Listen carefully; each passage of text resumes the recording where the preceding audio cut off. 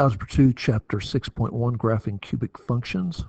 Essential question, how are the graphs of fx equals a times quantity x minus h cubed plus k, and f of x equals quantity 1 over b times quantity x minus h cubed plus k related to the graph of fx equals x cubed? What we're going to do is concentrate primarily on this first one, which is this A version. And what I like to do with the B version here, the second one, is I like to take whatever that turns out to be when multiplied out and move it outside as part of the A. And so in this situation, our standard or general form of a cubic function is this: fx equals a times quantity x minus h cubed, I was going to say squared, plus k. And so far in our course this year, we've talked about the standard form of an absolute value function, of a quadratic function, both of which look very similar to this one. Our a, this is going to be our factor and determines the narrowness or width. So I'm going to put determines narrowness, and we could say conversely width of the graph. So that would be a vertical or a vertical stretch or vertical compression. So I'm going to put stretch, I'll put vertical, stretch, compression.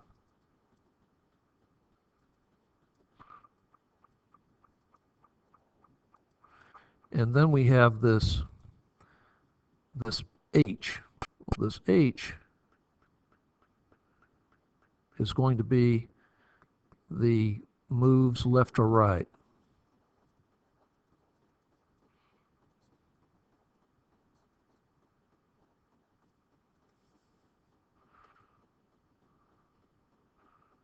Put this here, moves left and right.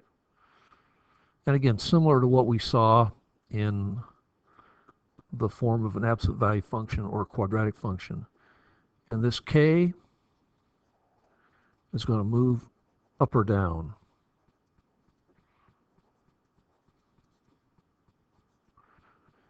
Now, in this case, the point h comma k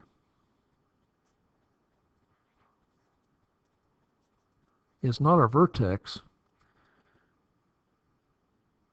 This is going to be what we call our inflection point.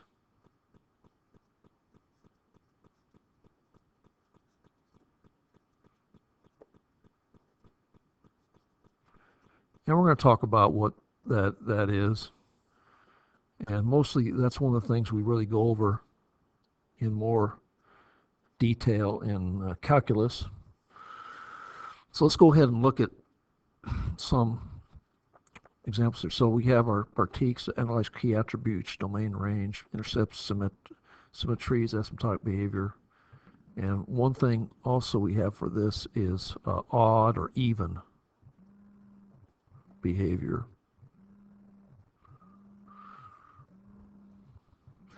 So anyway, here, explore 1, graphing and analyzing fx equals x cubed. So this is the basic parent function, f of x equals x cubed. So we have A, complete the table, graph the ordered pairs, and draw a smooth curve through the plotted points to obtain the graph of fx equals x cubed. And so in this case, we have x negative 2, y is going to be negative 2 cubed. Now, one thing we have to do, be careful about, is we take negative 2 and cube that. We have negative 2 times negative 2 times negative 2, which we're going to get negative 8.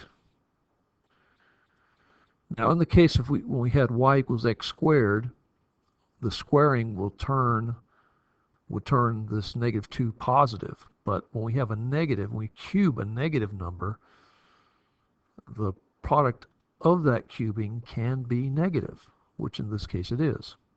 And for input of -1, we have -1 cubed, which equals -1 times -1 times -1 equals -1. And then 0 cubed, 0 times 0 times 0. And then we have 1, positive 1 cubed is going to be 1. And 2 cubed is equal to 8. And so now we can go ahead and graph the ordered pairs. So we have -2, comma -8. So we go to the left 2, down 8. Next one is -1, down 1. Then we have 0, comma 0. Next one is 1, comma 1. So over to the right 1, up 1. Then we have 2, 8. So what this gives us is something that's sort of hard to freehand draw much accurately, but if we go like this, let me go ahead. I'm going to try to get this in one fell swoop. Come up like this. Then our inflection point goes momentarily horizontal and comes up here to 1, comma 1. And continues going up. So not the best drawing in the world, but it's going to have to suffice. And what happens is we can, with this parent function drawn, we can move it around, translate it. So that's what we're going to do later on here. Okay, next. B, use the graph to analyze the function and complete the table. So here we are again. Make sure we get our skinny here. Okay, good. So attributes, we have of fx equals x cubed, domain, this r, which is the same as our interval notation of -infinity, comma infinity. And I tend to use this interval notation a lot in this class because that's sort of where we head when we get into pre-calculus and calculus. And range is going to be the same as the domain, which is going to be an interval notation -infinity, comma infinity. End behavior. As x approaches positive infinity, f of x approaches positive infinity. As x approaches negative infinity, f of x approaches negative infinity. And then 0 is the function, x equals 0, where the function has positive values, x is greater than 0. Where the function has negative values, it's going to be where x is less than 0. Or if we wanted to use interval notation, we could also write this as negative values from greater than -infinity and up to not including 0. So that's another or alternative way of writing that. Now on the next page, we're going to go ahead with this table where the function is increasing. So we could write in increasing for all x. I'm going to put on, which is a short for on the interval of, from -infinity to greater than -infinity to less than infinity.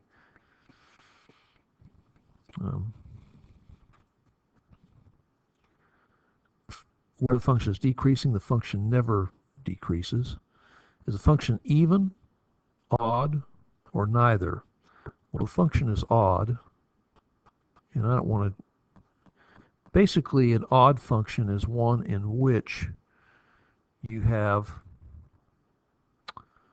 symmetric rotation. So we could take this one that I graphed earlier, and I just went ahead and if we can rotate the thing 180 degrees, which I'm doing now, and it rotates upon itself, that is an evidence of an odd function.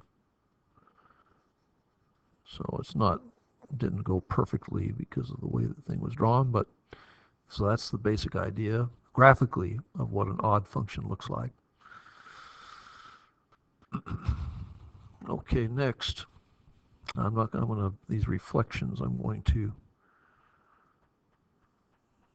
so I'm going to look predicting transformations of the graph of f of x, and doing that, it says check your predictions using a graphing calculator. The graph of g of x equals x minus quantity x minus 2 cubed is a translation. Okay, that's what it is. I'm going to put translation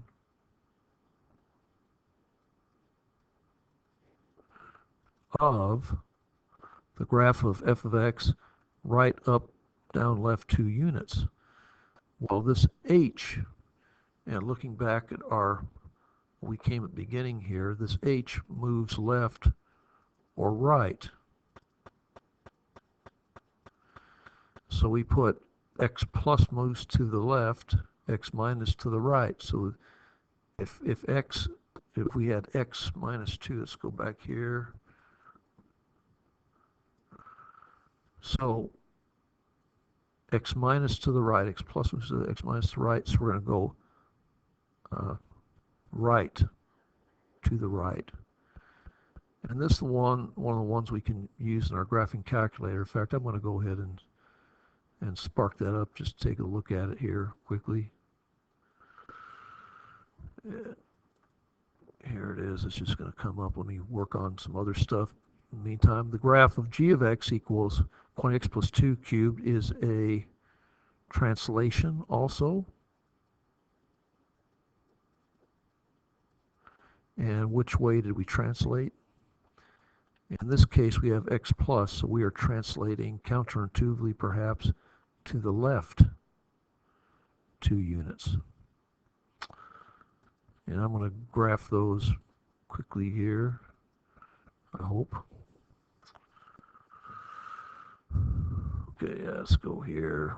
Cleared.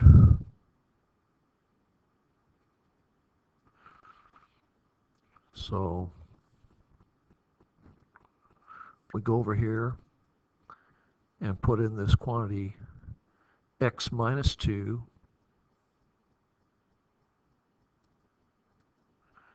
and we cube that. And what are we going to get? I'll put in zoom 6 for standard window.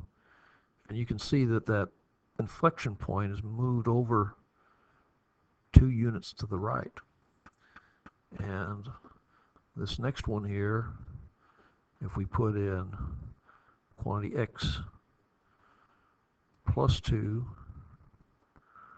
we are going to, we cube that.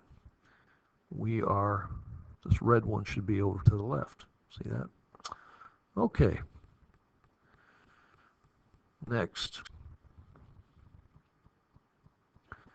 Okay, the graph of g of x equals x cubed plus 3 is a translation. This time we're changing k, and we are going up. And x cubed minus 2 is also a translation. And it's a translation in which direction? We're going down 2 units. And we could do that in our calculator. I'll just do the up one here. Go here to y equals, we'll go down to x cubed plus 1 plus 2.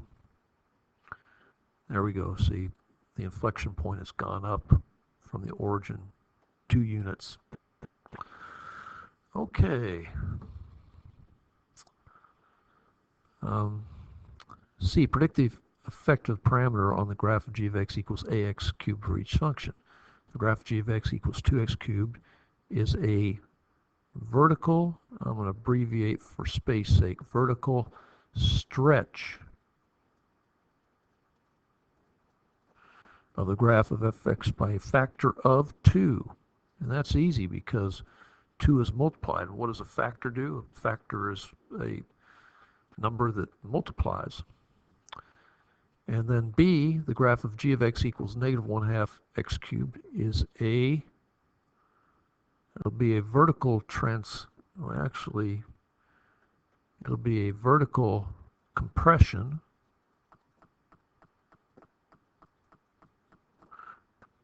and we're being introduced to something else here of the graph of fx by a factor of 1/2, as well as a reflection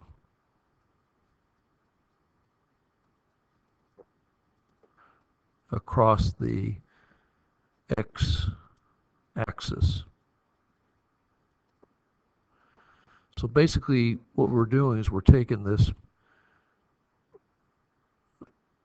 if we had f of x, for instance, equal to 1/2 x cubed, if we multiply this whole function by negative 1, it would be to g of x is equal to negative 1/2 x cubed. All right. So now we're getting into b, and again, what I like to do for this b is I like to move it outside and make it an a essentially. So I don't want to really get into this d, and so that's as far as I want to leave this. So it's really just a basic introduction. I hope that you can compare and contrast what we've done already in terms of absolute value functions and quadratic functions. Good luck, and thanks for viewing.